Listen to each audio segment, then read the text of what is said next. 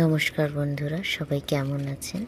এই বছরের শুরুতেই প্রথম পূর্ণিমায় ছিল আমার দিদার বাড়ি অর্থাৎ আমার মায়ের মামার বাড়িতে লক্ষ্মীনারায়ণ পুজো।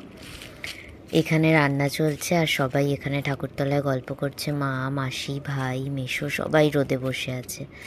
পুজোর শেষে এখানে দিদা অর্থাৎ আমার মায়ের বড় মামি ফল প্রসাদ আর সিন্নি এইসবের আয়োজন করছে, আর ওদিকে খাওয়া দাওয়ার আয়োজন চলছে। এইটা আমার মায়ের বড় মামি, আমার বড় দিদা। ঠাকুরটা দেখুন তো কেমন লাগছে জানাবেন। হ্যাঁ, স্বয়ং লক্ষ্মীনারায়ণ যেন জ্যান্ত মনে হচ্ছে আমার তো ঠাকুরের থেকে চোখই সরছিল না। দুপুরে খাওয়া দাওয়ার আয়োজনে ছিল মুগের ডাল, আলু ভাজা, ভাত আর কুমড়ো আলু ছোলা দিয়ে একটা ঘন্ট। দারুণ হয়েছিল খাওয়াটা।